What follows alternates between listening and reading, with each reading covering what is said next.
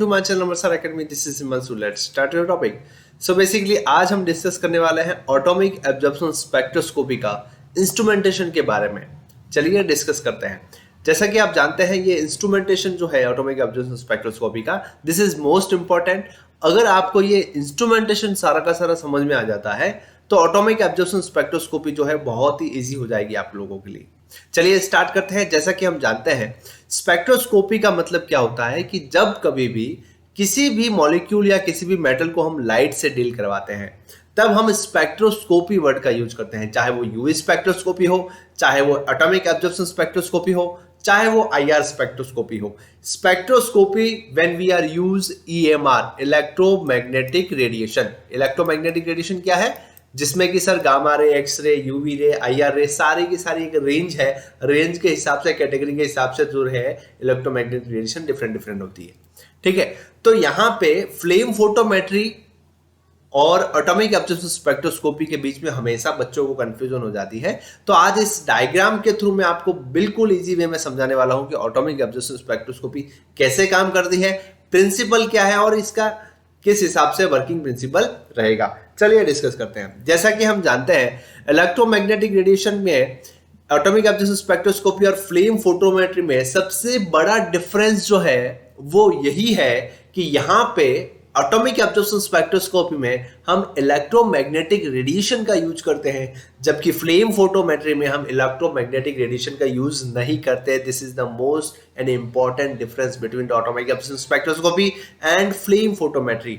यहां पे देखिए, जैसा कि आप डायग्राम में देख पा रहे हैं, होता क्या है। सबसे पहले सर हमारे पास एक हेलो कैथोड लैंप है। सर हमारे पास हेलो कैथोड लैंप है जो कि एक ग्लास ट्यूब है। क्या है? ग्लास ट्यूब है और इसमें सर आर्गन और नियोन गैस भरी हुई है।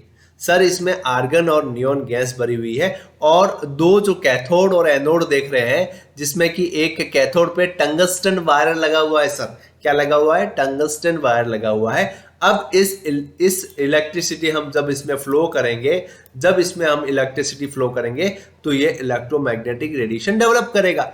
जो हमारी डिजायर वेवलेंथ की इलेक्ट्रोमैग्नेटिक रेडिएशन हमको चाहिए, उस रेंज की ये मार जो है यहाँ पे रेडिएशन जो है डेवलप हो जाएगी।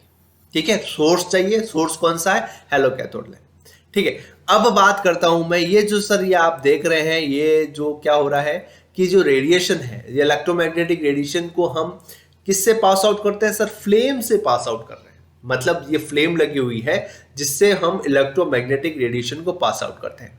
अब बात आती है फ्लेम की। सर फ्लेम को कुछ इस हिसाब से हम डिजाइन करते हैं कि यहां से जो सैंपल देखिए कहां है, सबसे नीचे मैंने जो है सैंपल को सेट कर रखा है जो कि मेरा लिक्विड नेचर में है, और यहां पे मैंने एक मिक्स चैम्बर के थ्रू, आप समझ सकते हैं इसमें कि नींबुलाइजर लगा हुआ है, जिसको कि मैं ऑटोमाइजर बोलता हूं। ऑटोमाइजर का क्या वर्क है कि ये जो सैंपल लिक्विड नेचर में है वो इसको स्मॉल स्मॉल ड्रॉपलेट पार्टिकल में कन्वर्ट कर देता है। जैसे कि अस्थमिक पेशेंट जो नींबुलाइजर लेते हैं ना, उस हिसाब से वहां पे भी स्मॉल ड्रॉप पार्टिकल हो जाता है लिक्विड ड्रग का स्मॉल ड्रॉप पार्टिकल में।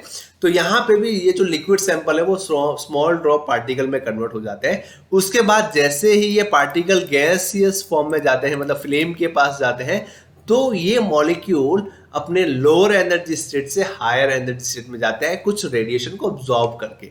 जैसा कि इसका नाम है एब्जॉर्प्शन, एटॉमिक एब्जॉर्प्शन स्पेक्ट्रोस्कोपी। मतलब जो मेटल आयन प्रेजेंट है, सोडियम, पोटेशियम, जितने भी मेटल प्रेजेंट है, उन सब का मुझे एनालिसिस करना है जब मैं एटॉमिक एब्जॉर्प्शन स्पेक्ट्रोस्कोपी यूज करता हूं। और यहां पे सर जैसे ये सैंपल है, ये स्मॉल ड्रॉपलेट कन्वर्ट हुआ, फिर गैसियस फॉर्म में यहाँ पे फ्लेम में जब आया, हीट मिली, एनर्जी मिली, तो यहाँ पे ये जो पार्टिकल है वो गैसियस फॉर्म में कन्वर्ट हो गया। और जैसे ही वो गैसियस फॉर्म में कन्वर्ट हुआ, इसने कुछ इलेक्ट्रोमैग्नेटिक रेडिएशन को एब्जॉर्व किया। मॉलिक्यूल लोअर एनर्जी से हायर एनर्जी में गए, कुछ लाइट को एब्जॉर्व किया, और जो ये एब्जॉर्प्शन एटॉमिक है ये मुझे कहाँ मिल गई?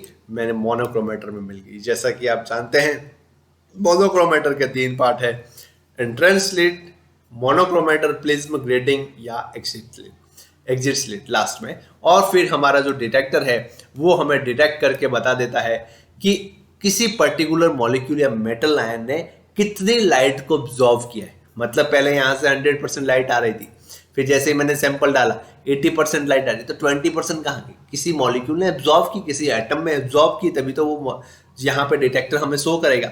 मतलब जैसा सैंपल होगा, जैसी उसकी एब्जॉर्प्शन कैपेसिटी की, उस हिसाब से डिटेक्टर जो है हमको डिटेक्ट करके बता देगी। और ये सारी की सारी डिटेल जो है हमको मॉनिटर कंप्यूटर स्क्रीन में मिल जाएगी। यहाँ पे देखिए ये सेट कर रखा होता है ऑक्सीजन गैस और फ्यूल के लिए। मतलब ये जो फ्लेम को हमको कांस्टेंट टेम्परेचर पे चलानी पड़ती है, इसके लिए हमने ऑक्सीडेंट की जरूरत पड़ती है, फ्यूल की जरूरत पड़ती है, और इस हिसाब से इसका कंडीशन वगैरह सेट करके हम रखते हैं। यहाँ पे क्या है, स्लिट बर्नर लगा हुआ है। तो मेन जो है एटॉमिक एब्जॉर्प्शन स्पेक्ट्रोस्कोपी, उसी का यही प्रिंसिपल है कि जो एटम है, फ्लेम जो गैसेस स्टेट में जाने के बाद कुछ लाइट इलेक्ट्रोमैग्नेटिक रेडिएशन को एब्जॉर्ब करेगा, और जितना वो लाइट को एब्जॉर्ब करेगा उतनी ही उसकी कंसंट्रेशन होगी, जैसा कि आप यहाँ पे पढ़ चुके हैं। मतलब जितनी ज्यादा वो लाइट एब्जॉर्ब करेगा उतनी ज्यादा उसकी कंसंट्रेशन होगी, कम लाइट एब्जॉर्ब करेगा कम कंसंट्रेशन होगी।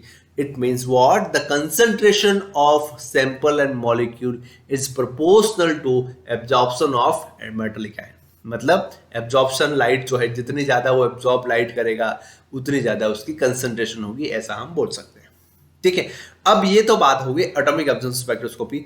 फ्लेम फोटोमेट्री के लिए आप इतना समझ सकते हैं, जस्ट ब्रीफली मैं बता देता हूं। वहां पे जो है ये पोर्शन नहीं होता, मतलब हेलो कैथोड लैंप वाला वो पोर्शन नहीं होता, इलेक्ट्रोमैग्नेटिक रेडिएशन यूज नहीं करते।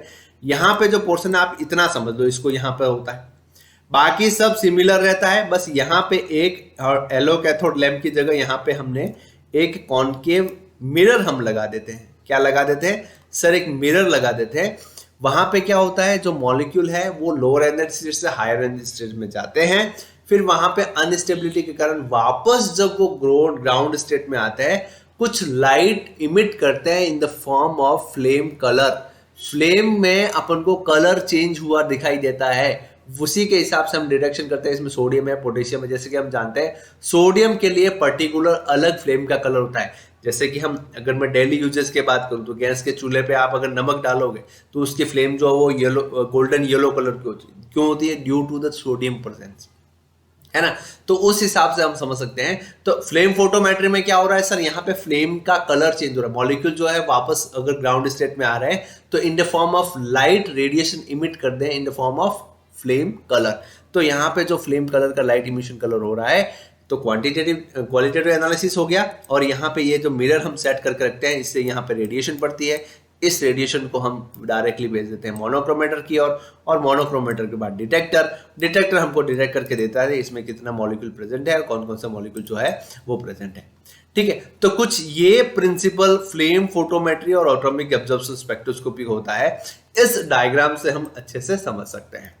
ठीक है, इसके रिगार्डिंग और भी कोई कंफ्यूजन हो, जैसे कि हमने अभी आज एटॉमिक एब्जॉर्प्शन स्पेक्ट्रोस्कोपी के इंस्ट्रूमेंटेशन, मतलब डायग्राम से हमने ब्रीफली समझ लिया कि होता क्या है सर। उसके बाद हमने फ्लेम फोटोमेट्री में क्या चल रहा है उसी हिसाब से उसको भी हमने देख ली। ठीक है, तो इसके रिगार्डिंग अगर आपको कोई कंफ्यूजन है, इसी के साथ हमारा टॉपिक पूरा होता है। अगर आपको कोई कंफ्यूजन है तो मुझे कमेंट जरूर करें, मैं पूरी कोशिश करूंगा आपको एक्सप्लेनेशन देने की उसकी।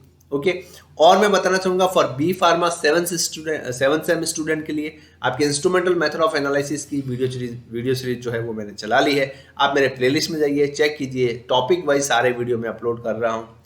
And B pharma first semester also. Okay, और फर्दर कुछ इन्फॉर्मेशन चाहिए कमेंट करें, जरूर कोशिश करूंगा आपको एक्सप्लेन और एक्सप्लेनेशन देने की। Okay, so thank you so much for watching, keep watching, keep supporting.